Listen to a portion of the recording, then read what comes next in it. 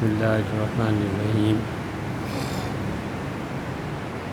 80 سے زیادہ لوگوں نے یہ سوال بھیجا ہے جو پچھلے جمعے کے سوال و جواب میں عرض کیا گیا تھا اس کے خلاف۔ ہم نے جو کچھ گزشتہ جمعے میں عرض کیا تھا ہم ابھی تک اس پہ قائم ہیں اور فتویٰ دینے کی حیثیت سے پوری طرح اپنی اس گفتگو کے ذمہ دار ہیں۔ ہم اب بھی اسی کے قائل ہیں۔ ہم نے اس وقت بھی الحمدللہ باقائمی ہوش و حواس سوچ سمجھ کے بات کی تھی، اب بھی اسی کو کہہ رہے ہیں کہ ہمارے نزدیک بریلوی حضرات مسلمان ہیں۔ ایک، ہمارے اکابر نے کبھی بھی کفر کا فتویٰ نہیں دیا، اور اب آپ لوگ جو بریلوی اور بدعتی میں فرق نہیں کر سکتے اس پہ ناراض ہیں۔ آپ کو اتنا بھی نہیں پتہ کہ بدعتی ہونا ایک الگ چیز ہے، بریلوی ہونا یہ ایک الگ چیز۔ آپ کو علم ہی نہیں ہے کہ ہندوستان میں دیوبندی، بریلوی، اہل حدیث، اہل تشیع 4 اور ایک پورا 5واں طبقہ تھا جو مشائخ اپنی خانقاہوں میں اللہ اللہ کرتے تھے، لوگوں کی رہنمائی کرتے تھے، ذکر اذکار اور یہ چیزیں ان کا وظیفہ تھا، اور وہ اللہ کے دین کی خاموشی سے تبلیغ اپنی اپنی خانقاہوں میں کرتے رہتے تھے۔ وہ اس چیز میں پڑے ہی نہیں، بس نہ انہوں نے دیوبندیت کا پوری طرح قبولیت تھی، نہ مولانا احمد رضا خان صاحب یا بریلوی جو ان کے پیروکار ہیں ان کے ساتھ ان کا کوئی ایسا تعلق تھا۔ وہ خاموشی سے لوگوں کی اصلاح کرتے رہتے۔ کوئی ہے جو یہ ثابت کر سکے کہ پیر حضرت مہر علی شاہ صاحب رحمۃ اللہ علیہ یا گولڑا شریف اب تک یہ بریلوی ہیں، دیوبندی؟ کوئی ہے جو ثابت کر سکے کہ عیدگاہ شریف پنڈی میں یہ لوگ دیوبندی ہیں کہ بریلوی؟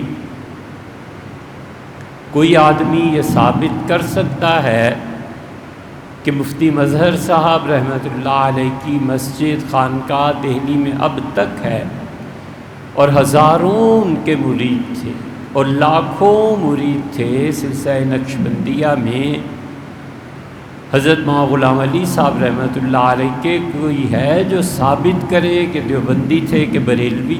کچھ نہیں۔ اور ان تمام خانقاہوں میں کچھ نہ کچھ بدعات ضرور ہوتی تھیں، بدعتی نہیں تھے، لیکن کوئی نہ کوئی دیہاتی لوگ، ان پڑھ لوگ ایسے آ جاتے تھے، کرتے تھے، مشائخ سمجھا دیتے تھے، یہ انتظار کرتے تھے کہ اس کا دل ہمارے ساتھ لگ جائے پھر اس کی اصلاح، یا جو بھی ان کی مصلحتیں ہوں گی۔ تو جس کو اتنا بھی فرق نہیں معلوم وہ اس پہ اعتراض کرتا ہے کہ بریلویوں کو کافر، بھئی کس طرح کافر کہہ دے؟ مرنا نہیں ہے، خدا کو جواب نہیں دینا۔ اس بحث کو ختم کریں، آپ کافر کہیں، آپ مر کے اللہ کو جواب دے لیجئے گا۔ ہمیں پوری ذمہ داری اور احساس تھا کہ اللہ کو جواب دینا ہے، اور اب بھی اس لمحے بھی ہے۔ والعیاذ باللہ ہمارے بزرگوں نے کسی کو بریلویوں میں سے کافر نہیں کہا، اور یہی ہم کہتے ہیں کہ نہ کہنا چاہیے۔ اہل تشیع کا جہاں تک تعلق ہے، پچھلی مرتبہ بھی 80 سے زیادہ لوگوں نے اس پہ احتجاج کیا ہے۔ ہم پھر آپ سے کہتے ہیں اب بالکل نہ ہمیں سنیں، اس کا کس بے وقوف کو ذوم ہے یا دماغ ہے کہ لوگ ہمیں سنیں؟ اس دنیا میں کوئی ایک آدمی ایسا نہیں ہے جس سے کبھی ہم نے کہا ہو کہ میں سن لینا، ولیعذ باللہ ولیعذ باللہ۔ ہم اپنے وجود کا اس بات کریں شرک نہیں ہے تو اور کیا ہے؟ کبھی ہوتا ہے کوئی آدمی کسی مسئلے میں الجھ جائے تو ہم کہتے ہیں فلاں جگہ یہ ریکارڈنگ ہے یار سن لینا، نماز کا مسئلہ ہے اور عقیدے کا کوئی، اس لیے کہ 2 گھنٹے کی دوبارہ اب تقریر کہاں سے کریں؟ کوئی ایک آدمی کھڑا ہو جائے اور کہ مجھے تو قطعاً نہیں، ہم اس قابل ہی نہیں ہیں کہ بھیا ہمیں سنیں، ہم نے کب تمہیں کہا؟ اور اللہ ہی کے بھروسے پہ کہتے ہیں کہ ہمارے اور تمہارے لیول کا کوئی لحاظ ہے یار؟ ایک دلیل کا جواب آپ نہیں دے سکے، ٹو دا پوائنٹ بات کرو۔ ایک آدمی کہتا ہے حضور اقدس صلی اللہ علیہ وسلم نے ایک یتیم بچے کو اپنے کندھوں پہ اٹھایا تھا، ہم کہتے ہیں ایسے نہیں ہوا۔ وہ کہتا ہے ممبر پہ ساتھ بٹھایا تھا، ہم کہتے ہیں نہیں ہوا۔ آپ اس کو ثابت کر دیں، بات ختم ہو بس۔ ہم اب بھی اسی بات کے قائل ہیں کہ ہمارے اکابر نے کبھی بھی شیعہ کو من حیث المجموع من حیث القوم کافر نہیں کہا۔ اس سے ہم کبھی بھی اہل تشیع کے متعلق یہ نہیں کہیں گے کہ سارے ہی شیعہ کافر، بھئی شیعہ ہو یا سنی ہو، جو شخص یہ کہتا ہے کہ قرآن حضور اقدس صلی اللہ علیہ وسلم پہ پورا نازل نہیں ہوا، ناقص ہے، وہ شیعہ ہو، سنی ہو، اہل حدیث ہو، دیوبندی ہو، کچھ بھی ہو، وہ کفر کا جملہ بکتا ہے۔ سیدھی سی بات، کفر کے کچھ اصول بھی ہیں یا نہیں؟ کوئی شخص یہ کہتا ہے کہ معاذ اللہ سیدنا ابو بکر رضی اللہ عنہ وہ ایسے اور ویسے تھے، ہم کہتے ہیں یہ کفر کا جملہ ہے۔ کوئی شخص یہ کہتا ہے کہ وحی آئی تھی سیدنا علی رضی اللہ عنہ پر، جبریل بھول گئے اور رسول اللہ صلی اللہ علیہ وسلم کی طرف چلے گئے، تو وہ شیعہ ہو، سنی ہو، اہل حدیث ہو، جو بھی کہتا ہے سو کفر کا جملہ بکتا ہے۔ ہمیں آخر ضرورت کیا پڑی ہے ہم اصول کی بات نہ کریں؟ عجیب ڈرامہ ہے، اپنے اکابر کو خود نہیں پڑھتے اور ہم نقل کرنے پہ گناہگار اور کافر اور مرتد، اور ہمارے دل میں اہل تشیع کے لیے نرم گوشہ اور ہم شیعہ اندر سے، اور تمہارے اکابر جو لکھ کے گئے ہیں ان کے دلوں میں کیا تھا؟ حضرت شاہ عبدالعزیز صاحب رحمۃ اللہ علیہ نے سیدنا علی رضی اللہ عنہ کو مشکل کشائے دارین لکھا ہے، بالکل لکھا ہے۔ آپ کہتے ہیں حوالہ تو پڑھو نہ جا کے خود، ایسے جاہلوں کا طبقہ۔ تم قسم کھاؤ تم میں سے کتنے ہیں جنہوں نے تحفہ اثنا عشریہ فارسی کی ایک ایک سطر پڑھی؟ بائے بسم اللہ سے تائے تمت تک حضرت شاہ عبدالعزیز صاحب محدث دہلوی رحمۃ اللہ علیہ کی نگاہ میں ہے۔ اور ہم حضرت شاہ عبدالعزیز صاحب رحمۃ اللہ کے مسلک کو چھوڑ دیں، شاہ ولی اللہ کے مسلک کو چھوڑ دیں، حضرت مولانا قاسم نانوتوی رحمۃ اللہ علیہ کے مسلک، کیوں بھئی وجہ؟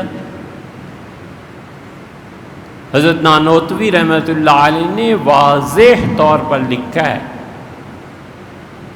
کہ شیعہ کی کفر اور گمراہی اس پہ بات کرتے ہوئے کہ وہ تو اس طرح ہے جس طرح سورج ہے کہ ہر لمحہ دھوپ آگے بڑھتی جاتی ہے، سایہ پیچھے چلتا رہتا ہے، کہ وہ نئی نئی باتیں کرتے ہیں۔ گمراہی اہل السنہ کے علاوہ ہم ہر ایک کو گمراہ کہتے ہیں، سیدھی سی بات۔ معتزلہ ہوں، اہل تشیع ہوں، مرجعی ہوں، عباضیہ ہوں، جو بھی اہل السنہ کے دائرے سے خارج ہے ہم اسے گمراہ مانتے ہیں۔ بھائی سیدھی سادی بات ہے بس۔ ہم ٹھیٹھ سنی، حنفی اور اپنے عقیدے کے اعتبار سے ماتریدی ہیں۔ ہم تو اشاعرہ کی طرف نہیں گئے، ماتریدیہ کے ساتھ اس قدر چمٹے ہوئے ہیں عقیدے میں۔ تمہیں کیا معلوم ہے یار ماتریدی کون ہوتے ہیں اور اشعری کون ہوتے ہیں؟ اردو کے 2-4 رسالے پڑھ لیے، نعرے لگا لیے کافر کافر شیعہ کافر۔ ڈھونڈو نہ جا کے شاہ عبدالعزیز صاحب رحمۃ اللہ کہاں لکھے۔ پھر اہل تشیع کو کافر قرار دینا کہ سب کافر ہیں، اور کافر کافر شیعہ کافر، یہ نعرے لگانا، اور پھر یہ کہنا کہ جی اس وقت تو شیعہ کی کتابیں ساری سامنے نہیں تھیں۔ اچھا بھیا، یہ بھی ایک بڑا جھوٹ ہے کہ اہل تشیع کی ساری کتابیں سامنے نہیں تھیں۔ کون سی کتاب تھی جناب جو شاہ عبدالعزیز صاحب محدث دہلوی رحمۃ اللہ سے چھپی ہوئی تھی؟ کون سی کتاب تھی جو شاہ ولی اللہ رحمۃ اللہ علیہ محدث دہلوی سے چھپی ہوئی تھی؟ کون سی اہل تشیع کی وہ کتابیں تھیں؟ ذرا ہمیں بھی تو پتہ چلے نا۔ صرف یہ کہو کہ 2 فیکٹرز تھے، ایک تو یہ کہ مارکیٹ میں اہل تشیع کی کتابیں اس لیے نہیں ملتی تھیں کہ خریدنے والے شیعہ ہی تھے، سنی نہیں خریدتے تھے، تو لازمی بات ہے کہ مارکیٹ چھوٹی تھی۔ ہمیں غالب کے دیوان کی ضرورت پیش آئی تو ہم نے ایک دوست کو پنڈی فون کیا کہ یار وہ غالب کا دیوان فارسی کا فلاں جگہ دیکھا تھا، لیتے آئیے۔ گئے، انہوں نے اس کی قیمت شاید 5-6 ہزار مانگی، کتنی؟ تو ہم نے کہا اتنی تو نہیں دینی بھئی، یہ تو کتاب۔ تو غالب کا وہ جو دیوان تھا پورا، اس پہ قیمت شاید لکھی ہوئی تھی 5 روپے، اور وہ چھپا تھا 1965 سے۔ تو جب انہوں نے انکار کیا تو منتیں کرنے لگے، کہنے لگے یار لے جاؤ، دادا کے زمانے کی کتاب ہے، خام خواہ اس نے جگہ گھیری ہوئی ہے، کوئی لیتا بھی نہیں، اچھا تھوڑا کر دو، 5000 نہیں کم میں لے جاؤ کسی طرح۔ اس لیے کہ فارسی کا 65 کا چھپا ہوا دیوان کس نے خریدنا ہے؟ اس کی وجہ سے اہل تشیع کی کتابیں عام نہیں تھیں، اب بھی نہیں ہیں۔ اب آپ چلے جائیں، نہیں ہے، مارکیٹ میں نہیں ملتی۔ وجہ اس کی یہ ہے کہ پڑھنے والے نہیں رہے۔ خیر اب تو انٹرنیٹ پہ بہت سی چیزیں آ گئی، اس لیے ایران چلے جائیے، وہاں پہنچ کے اہل تشیع کی کوئی کتاب نہ ملے پھر کہیے۔ اور عذاب یہ ہے کہ انہوں نے کتابیں اپنی اوریجنل سب کئی ایک چھاپ دی ہیں، سب تو نہیں کہہ سکتے کہ ان کی لائبریریز بھی ابھی بہت سی باقی ہیں۔ اب وہ کتابیں چھپتی ہیں، کسی ذریعے سے پاکستان آتی ہیں تو کہتے ہیں جی دیکھو شیعت کو پھیلا رہے ہیں، نہ چھپیں تو کہتے ہیں چھپا رہے ہیں۔ کوئی کل ہے تم سے نبٹنے کی؟ کوئی صورت ہے تمہاری زبانوں کو روکنے کی؟ بزرگوں نے لکھا ہے کہ دیہاتی تھا بیچارہ لڑکا، شہر آیا نہیں تھا،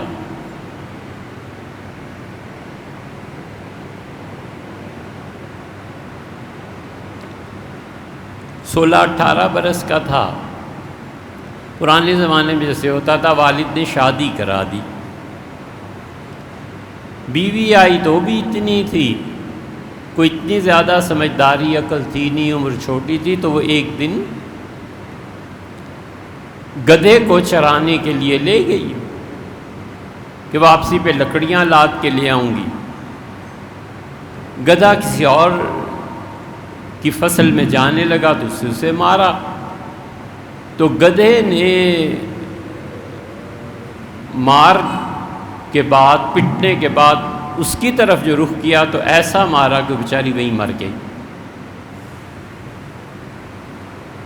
گئے لے کے آئے، بڑی پریشانی، باپ نے 1 سال صبر کیا، پھر دوسری شادی کرا دی۔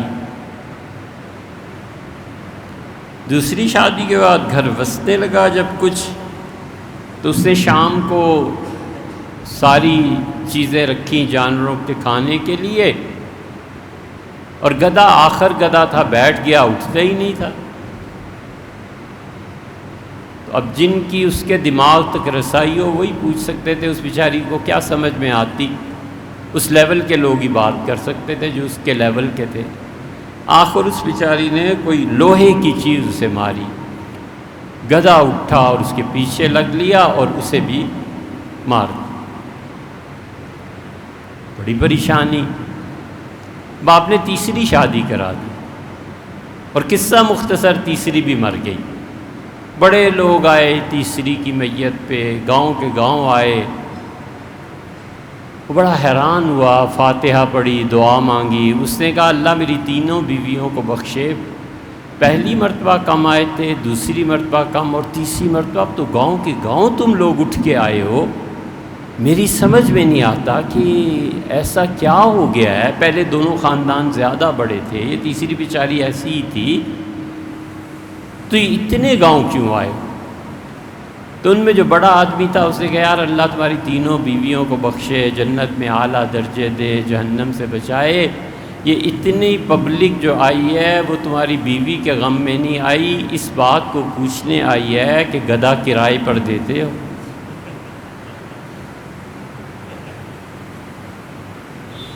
سمجھ آئی؟ تو یہ دماغ ہے۔ اگر ان کی کتابیں چھپ جائیں، کوئی لے آئے، او شیعت پھیل گئی، نہ چھپیں، کس کی کتابیں بھیا؟ ایک وجہ یہ ہے کہ پڑھنے والے مارکیٹ میں کم تھے، اور دوسری وجہ یہ ہے کہ کتابیں فی نفس ہی چھپنا تھوڑی تھیں۔ حضرت نانوتوی رحمۃ اللہ علیہ کتابیں کہاں عام ملتی ہیں؟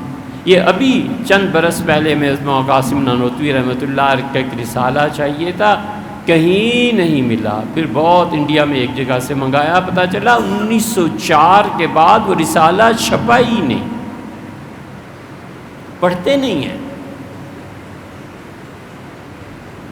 پھر کہتے ہیں دوسری بات کہ یہ ایک نے لکھ کے بھیجا، جی خمینی صاحب کے جب انقلاب آیا تب یہ شیعہ کھل کے سامنے، شیعہ چھپے کب تھے؟ ان کی کتابیں موجود تھیں، مارکیٹ پہ تھیں، آپ پڑھتے نہیں تھے تو آپ کا قصور ہے نا۔ اور خمینی صاحب کے انقلاب کے بعد بھی آپ کے اکابر کہتے ہیں کہ ہم تمام شیعہ کو کافر نہیں کہتے۔ تسلی نہ ہو تو ایسا حوالہ دوں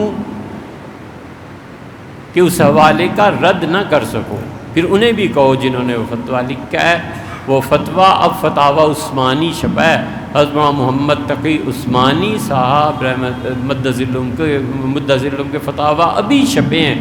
حضرت مد ظلم نے صاف صاف لکھا ہے، اللہ سلامت رکھے، کہ ہمارے اکابر کا، میرے والد مفتی محمد شفیع صاحب رحمۃ اللہ علیہ کا اور ہم سب کا متفقہ مسئلہ یہ ہے کہ ہم اہل تشیع کو من حیث القوم کافر نہیں کہتے، وہ گمراہی میں ہیں، شدید گمراہی میں ہیں، مگر اکابرین دیوبند نے کبھی انہیں من حیث القوم کافر نہیں کہا۔ یہ تو خمینی صاحب کے انتقال کے بھی کئی سال بعد کا فتویٰ ہے، دیکھو نا آپ جا کے، حضرت حیات ہیں، پوچھ لو، دارالعلوم کراچی سے لکھوا لو کہ پورے شیعہ کافر ہیں، لکھوا لو اور مہر لگوا لو۔ اس قسم کی باتیں بھیا پڑھو جا کے، صرف پڑھو، نہ ہماری مانو نہ کسی اور کی مانو۔ اور یہ اب چلنے کا بھی نہیں نعرہ، اتنا عرصہ جو تم نے اس ملک میں خون بہایا ہے، تباہیاں مچی ہیں، دھماکے کراتے رہے ہو، اپنے علماء کو شہید کراتے رہے ہو، ولیعوذ باللہ اگر اہل تشیع کے علماء بھی شہید ہوئے ہوتے نا، پھر بھی کچھ کہتے کہ چلو ادھر ہوئے ہیں تو ادھر بھی ہوئے ہیں، انہوں نے یہ جو بھی لوگ تھے ہمیں نہیں معلوم کون تھے، چن چن کے تمہارے علماء کو قتل کیا ہے، تم میں غیرت بھی مر گئی تھی، نعرے لگاتے ہو۔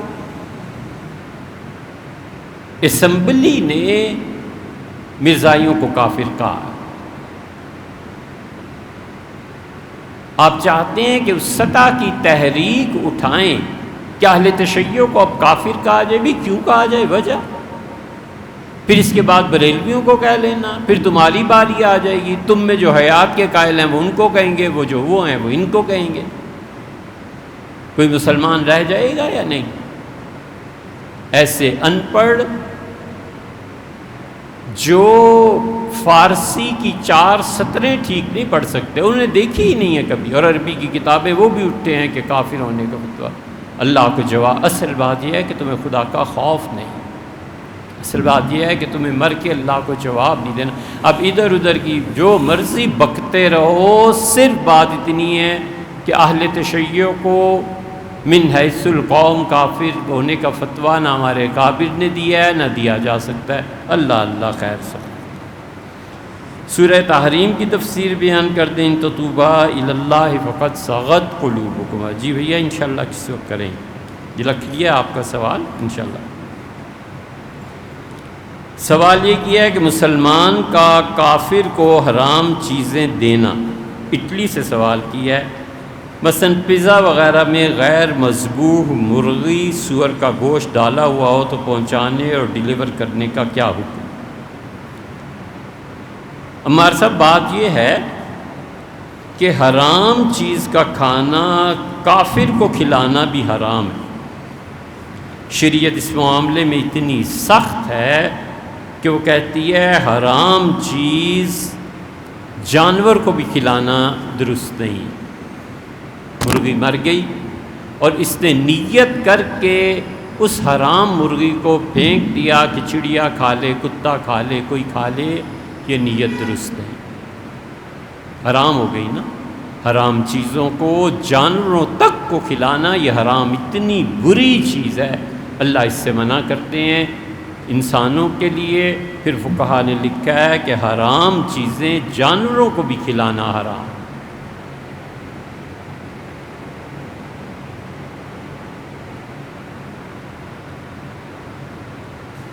پھینک دے، جانور اپنی مرضی سے کھائیں، بس ٹھیک ہے، نیت نہ رکھیں. اس لیے کافر کو بہرحال انسان تو ہے نا، وہ کھلانا بالکل جائز نہیں، اس کی ڈیلیوری بھی جائز نہیں. اس لیے جو آپ نے فرمایا حرام چیزیں غیر مذبوح، جو مرغی ذبح نہ ہوئی ہوئی ہو اس کا گوشت یا سور کا گوشت، یہ دکاندار یا جو بھی آرڈر آتا ہے اس کو پورا کرنا درست نہیں ہے. آپ اس آرڈر کو پورا کرنے جاتے ہیں تو 3 صورتیں بن جاتی ہیں. ایک صورت یہ ہے کہ آپ اس کی ڈیلیوری کریں اور سارا یہ حرام ہے، یہ بالکل جائز ہی نہیں ہے، اور اس کی اجرت لینا بھی جائز ہے. حلال ہے تو جائز ہے. اور مشکوک مال ہے، کچھ یہ ہے کچھ وہ ہے، تو اگر آپ مضطر ہیں، اضطرار ہے، مصیبت اور پریشانی ہے، تو ایسے مشکوک مال کو استعمال کیا جا سکتا ہے، مگر بہتر یہ ہے کہ آدمی نہ کرے. اب وہی پہلی صورت کہ آپ کوئی بھی حرام چیز دینے گئے اور اس کی اجرت لے لی، یہ اجرت لینا ہی جائز نہیں. اور اگر لے لی ہے تو اس حرام اجرت کو آپ کو خرچ کرنا پڑے گا. کہیں دے دیں بغیر ثواب کی نیت کیے، آپ کے لیے یہ ڈیلیوری بھی جائز نہیں تھی اور اس کی اجرت بھی جائز نہیں ہے. ہاں بغیر نیت ثواب کی نیت کسے صدقہ کریں. البتہ جو پیسے اس میں حلال کے، فرض کیجئے یہ دوسری صورت جو بنائی ہے مشکوک کی، اگر وہ مل جائیں مشکوک پیسہ ہو تو اس کی ہم نے صورت بتا دی، اور حلال تو حلال. ایک سوال یہ تحریر فرمایا ہے کہ احناف کے نزدیک گردن کا مسح مستحب ہے. یہ احادیث سے ثابت ہے یا نہیں بھیا؟ بالکل احادیث سے ثابت. اس میں ہمارا اختلاف ہے علمی طور پہ اہل حدیث حضرات کے علماء سے. وہ اس مسح کو نہیں مانتے، حنفی فقہا اسے مانتے ہیں، اور وہ 5 احادیث اس سلسلے میں ذکر کرتے ہیں. اس کی تفصیل اگر آپ نے پڑھنی ہے تو مولانا عبدالحی صاحب فرنگی محلی رحمۃ اللہ علیہ نے السعایہ شرح وقایہ کی شرح لکھی ہے. شرح الوقایہ میں حضرت رحمۃ اللہ علیہ وہ 5 احادیث لائے ہیں، وہاں دیکھ لیں. اور ان میں سے ایک یہ ہے کہ عبداللہ ابن زید رضی اللہ عنہ سے رحمہ اللہ سے کسی نے پوچھا، ان کے پوتے نے، کہ مجھے بتا سکتے ہیں حضور اقدس صلی اللہ علیہ وسلم وضو کیسے کرتے تھے؟ تو عبداللہ ابن زید نے اپنے پوتے کو بتایا کہ رسول اللہ صلی اللہ علیہ وسلم کا وضو میں تمہیں کر کے دکھاؤں. پھر انہوں نے پانی منگوایا، 2 مرتبہ ہاتھ دھوئے، 3 مرتبہ کلی کی. ان کے سامنے ممکن ہے حضور صلی اللہ علیہ وسلم 2 مرتبہ ہی ہاتھ دھوئے. بعض صحابہ رضی اللہ عنہ کہتے ہیں 1 مرتبہ دھوئے، وہ بھی حدیث میں ہے یہ بھی. لیکن اکثر احادیث چونکہ 3 پہ آئی ہیں اس لیے 3 اور 3 مستحب بھی ہے. اور پھر ناک میں پانی ڈالا حضرت رسالت پناہ صلی اللہ علیہ وسلم نے، پھر کونیوں تک ہاتھ دھوئے اور سرکار اپنے دونوں ہاتھوں کو اس طرح سے مسح کیا کہ پہلے پیچھے لے گئے پھر آگے لائے، انگلیوں کو پیچھے لے گئے سر کے درمیان سے، اور پھر جو ہتھیلیاں تھیں انہیں رکھ کر آگے لائے، اور پھر رسول اللہ صلی اللہ علیہ وسلم نے سر کے پہلے سے حصے سے ابتدا کر کے گردن اور پھر پلٹایا، اور پھر آپ نے دونوں پاؤں دھوئے۔ اس پہ ہمارے فقہا کے نزدیک یہ جو گردن ہے نا، اس کا مسح رسول اللہ صلی اللہ علیہ وسلم نے اس کے ساتھ ہی کر دیا، اس حدیث سے پتہ چلتا ہے۔ اور 5 ضعیف احادیث میں آتا ہے کہ اس کے لیے آپ نے الگ پانی مسح کیا، الگ پانی نہیں لیا، مسح کیا، اور مسح کے بعد کانوں کے ظاہر جو نظر آتا ہے اور اندر کا حصہ اور باہر کا حصہ ان سب پہ مسح کیا، اور گردن پر بھی رسول اللہ صلی اللہ علیہ وسلم نے مسح کیا اس حدیث میں۔ اور اس پہ سب سے اچھی بحث دیکھنی ہو تو وہ اعلیٰ السنن میں موجود ہے، اور انہوں نے صراحتاً اس میں لکھا ہے، ثابت کیا ہے کہ حضور صلی اللہ علیہ وسلم نے گردن کا مسح بھی کیا، اور یہ بھی بتایا کہ گردن کا مسح کرنے سے تمہاری گردن جہنم کی آگ سے آزاد ہو جائے گی۔ تو ضعیف احادیث جہاں آتی ہوں، بشارت بھی آتی ہو، امت اس کی قائل رہی ہو، تو اب اسے کر ہی لینا چاہیے، خام خواہ ان چیزوں میں نہیں پڑنا چاہیے۔ ایک سوال یہ تحریر فرمایا ہے کہ وضو کے بعد کلمہ شہادت، دعا پڑھنا اور دعا پڑھتے ہوئے آسمان کی طرف دیکھنا، یہ تینوں چیزیں ثابت ہیں، یعنی سیدنا عمر رضی اللہ عنہ کی روایت میں آیا ہے کہ انہوں نے کہا کہ حضور صلی اللہ علیہ وسلم من توضا، جس نے وضو کیا اور پھر اچھی طرح کیا، ثم قال اشہد ان لا الہ الا اللہ، اور وضو کر کے جب وہ کھڑا ہوا یا بیٹھا تو اس نے پڑھا اشہد ان لا الہ الا اللہ وحدہ لا شریک لہ اشہد ان محمدا عبدہ ورسولہ اللہم اجعلنی من التوابین واجعلنی من المتطہرین، اللہ مجھے ان لوگوں میں کر دے جو بار بار توبہ کرتے ہیں، ان لوگوں میں شامل فرما دے جو بہت زیادہ پاک رہنا چاہتے ہیں۔ تو ارشاد فرمایا فتحت لہ ابواب الجنہ ثمانیہ، جنت کے 8 دروازے اس شخص کے لیے کھول دیے جاتے، اور یہ جہاں سے چاہے داخل ہو سکتا ہے۔ مطلب یہ کہ اتنا ثواب اسے اللہ دیتا ہے، اللہ اتنا خوش ہوتا ہے، کہتا ہے میرے بندے یہ جو میرے لیے پاک ہوئے ہو نا، جہاں چاہو چلو، پاک رہو ہمیشہ ہمیشہ۔ 2 باتیں عرض کریں،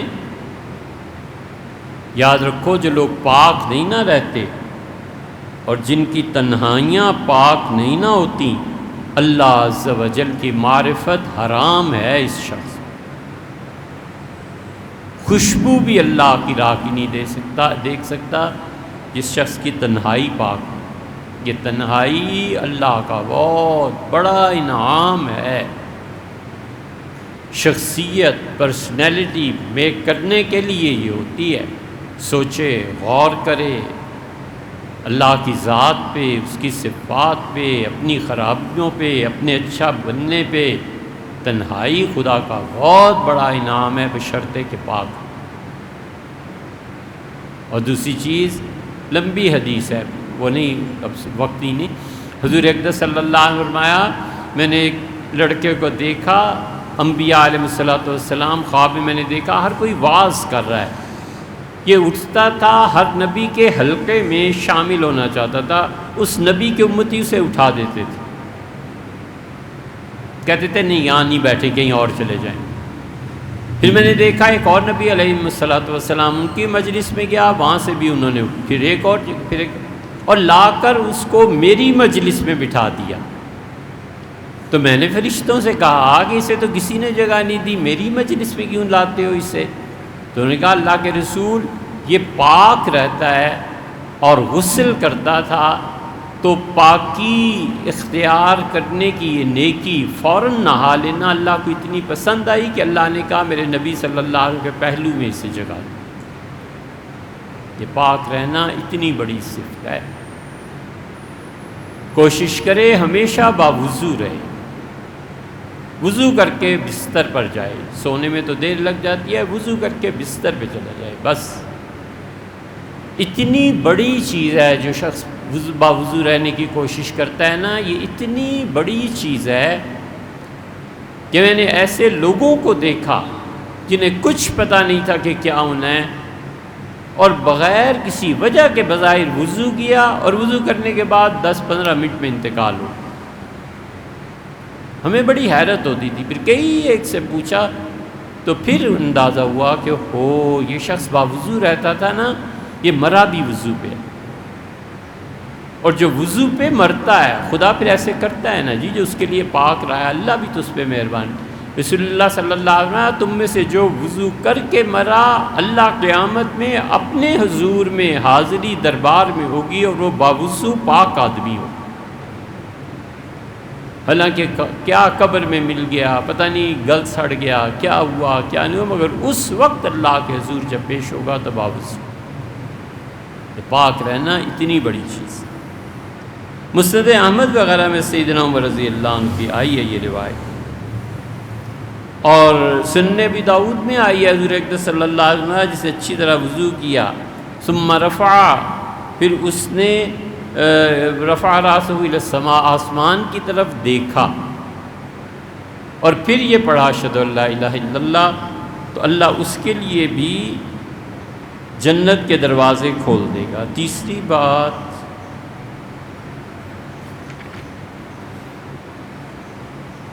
اشارہ کرنا آسمان کی طرف، اس کے متعلق بھی حدیث آئی ہے۔ حضور اقدس صلی اللہ علیہ وسلم نے ارشاد فرمایا، اس لیے فقہا نے، حنفی فقہا نے ان تینوں چیزوں کو لکھا ہے کہ یہ کرنا حضور اقدس صلی اللہ علیہ وسلم کے طریقے سے ثابت۔ سجدہ کرنے کے دو طریقے، آپ نے سوال تحریر فرمایا، اس کا خلاصہ یہ ہے کہ سب سے پہلے ہاتھ رکھے یا گھٹنے رکھے۔ ہمارے نزدیک دونوں طرح کی احادیث ہیں، یہ بھی ہے اور وہ بھی ہے۔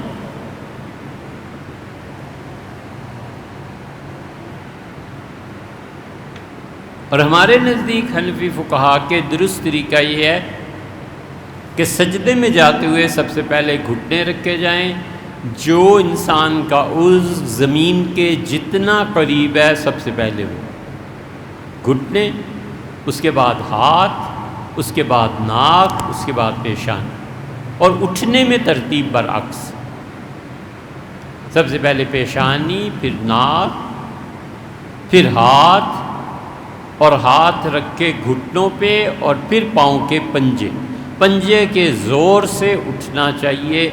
اگر معذور نہ ہو، بوڑھا نہ ہو گیا ہو، تو پھر تو گھٹنوں پر ہاتھ رکھ کے تو گھٹنوں کو پکڑ کے اس طاقت سے کھڑا ہو، وگرنہ ویسے ہی گھٹنوں پہ ہاتھ رکھنے چاہیے۔ گھٹنوں پہ ہاتھوں کو گرپ کر کے طاقت حاصل کرنا یہ ٹھیک نہیں ہے، اور پاؤں کے پنجوں سے بھی کھڑے ہونا چاہیے۔ اس لیے بھیا ایکسرسائز کی بھی ہو نا، سوئمنگ کی ہوئی ہو، کلب جوائن کیے ہوئے ہوں، اور روزانہ 10-15 میل، 20 میل، 10 میل پیدل چلنے کی، دوڑنے کی ایکسرسائز کی ہوئی ہو، تو خدا کی عبادت ہوتی ہے۔ اس لیے کرو، اللہ کی عبادت بیچارے بیمار سے کیا ہونی ہے، اور اللہ کی عبادت ہے گھٹنوں میں، لا حول ولا قوت الا باللہ۔ حیران ہوتے ہیں ہم، 60 سال عمر ہے اور گھٹنوں میں تکلیف، کہ گھٹنوں میں کیوں تکلیف شروع ہوگی؟ بھی تمہاری عمر ہی کیا ہے یار، 60 سال بھی کوئی عمر ہے کہ گھٹنے بیٹھ جائیں؟ صرف اسی لیے ہے کہ احساس نہیں ہوتا میں نے خدا کی عبادت کرنا۔ سب سے بڑا موقع تراویح آ جائیں گی، پورے نشاط سے، پوری خوشی سے 3 پارے کھڑے ہو کے روز سنیں۔ کبھی خبردار جو نفل بیٹھ کے پڑھیں، قطعاً نہیں، نفل بھی اٹھ کے پڑھو۔ یہ حضور صلی اللہ علیہ وسلم کی خصوصیت تھی کہ نفل بیٹھ کے پڑھیں، اللہ نے کہا میں پورا ثواب آپ کو دوں گا۔ ہم سب لوگوں کے لیے ہے کہ نفل بھی کھڑے ہو کے پڑھیں۔ کوئی آدمی رسول اللہ صلی اللہ علیہ وسلم اپنی محبت کی وجہ سے بیٹھ کے پڑھے تو اس کا تو مسئلہ بھی محبت کا ہے، ورنہ ہم کئی مرتبہ جن سے ہمارا تعلق بے تکلفی کا ہوتا ہے ڈانٹ بھی دیتے ہیں کہ نفل کیوں بیٹھ کے پڑھ، کھڑے ہو کے پڑھو، کیا ہو گیا ہے، ابھی عمر ہی کیا ہے، ایسی اس لیے ایکسرسائز کرو اللہ کی عبادت کے لیے، کھڑا ہونے کے لیے، لمبے قیام کے لیے، کمر بالکل ٹھیک رہنی چاہیے، لمبے رکوع کے لیے، طویل سجدے کے لیے، پڑا رہے اللہ کے در کہ لے کے ہی جانا ہے، اٹھنا ہی نہیں۔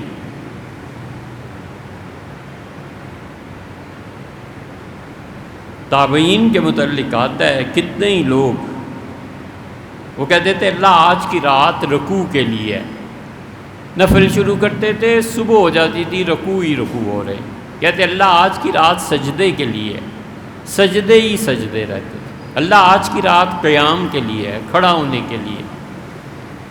ایک تابعی سے کسی نے پوچھا کہ حضرت آپ اتنی عبادت کیوں کرتے ہیں؟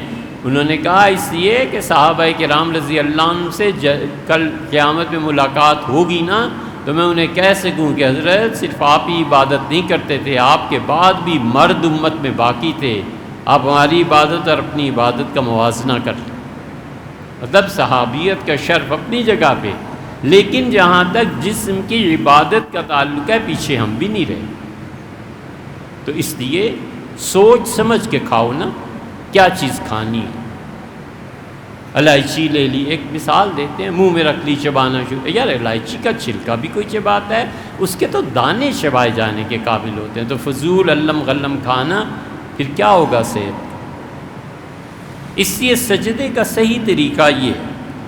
چنانچہ ابن حجر رضی اللہ عنہ کی روایت میں آتا ہے کہ میں نے حضور اقدس صلی اللہ علیہ وسلم کو دیکھا، آپ نے جب سجدہ فرمایا تو وضع رکبتئی قبل یدئی، اپنے دونوں ہاتھ رکھنے کی بجائے پہلے اپنے دونوں گھٹنوں کو رکھا، پھر ہاتھوں کو رکھا، وَإِذَا نَهَضَ رَفَعَ يَدَيْهِ قَبْلَ رُكْبَتَيْهِ، اور جب اٹھے ہیں رسول اللہ صلی اللہ علیہ وسلم تو ہاتھ پہلے اٹھائے اور گھٹنے بعد میں۔ ایک ہے ڈر اور خوف، چوٹ لگ گئی، خوف ہے کہ اگر گھٹنے پہلے زمین پہ ٹکے تو میں چوٹ آ جائے گی، وہ ایک الگ مستثنیٰ ہے، لیکن اصل چیز یہ ہے، اور یہ روایت دارمی، نسائی، ترمذی ہر جگہ آپ کو ملے گی، اور اسی لیے بہت جگہ یہی آئی ہے۔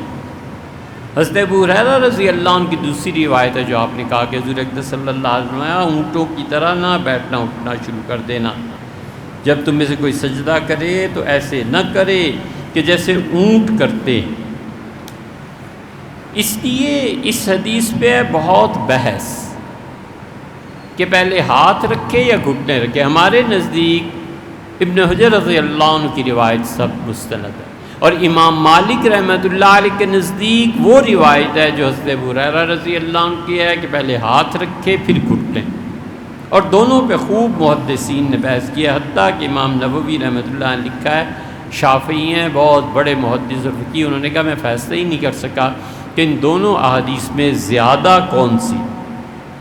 تو علماء نے حنفیوں میں یہ فتویٰ دیا ہے اور علماء ہی نے مالکیوں میں وہ فتویٰ دیا ہے۔ اس لیے جب دونوں ہی طرف فتوے ہیں اور گنجائش ہے تو کیا ضرورت ہے ان چیزوں میں سے کسی چیز کو بھی خلاف سنت قرار دینا۔